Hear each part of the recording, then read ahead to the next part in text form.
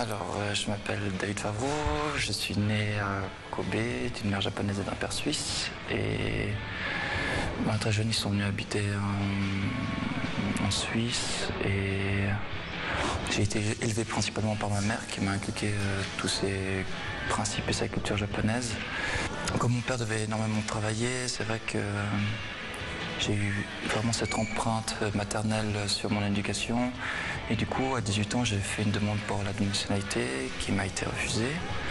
Et c'était comme une sorte de sentiment de rejet de ma propre patrie. Et du coup, j'ai décidé de faire ce travail qui s'appelle Gaijin et qui signifie l'étranger, d'après des souvenirs de guerre de mes grands-parents, des histoires de famille, tout ce qui est culture populaire et traditionnelle.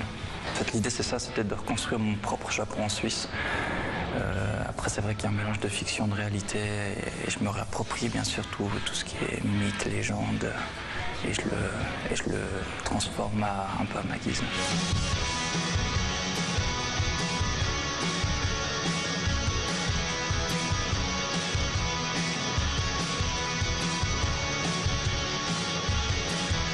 En fait, je suis rentré dans une école d'art qui est l'ECAL, à Lausanne, en Suisse, et j'ai commencé en design industriel et en préparatoire, et du coup on avait des cours de photo et le prof m'a dit de venir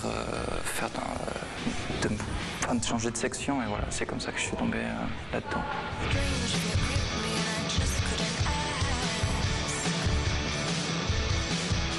En fait, c'est assez simple. Donc en fait, il y a 3 séries qui sont présentées dans cette exposition. Il y a la première qui s'appelle Gaijin et qui est la thématique principale.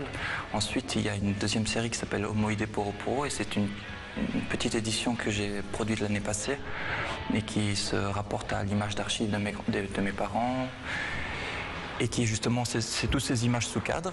Et les grandes images qui sont contrecollées, qui sont placardées sur les murs directement, c'est la nouvelle série que je suis en train de réaliser et qui porte sur tout ce qui est monde de l'ombre, yokai.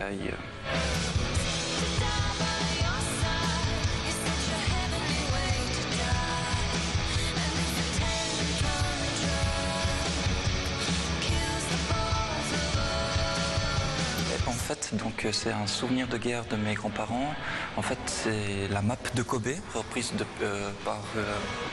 printée avec Google Maps. Et donc en fait, durant la Deuxième Guerre, ils avaient 12-14 ans. Et en fait, Kobe, c'était la première ville qui a été bombardée par les bombes incendiaires.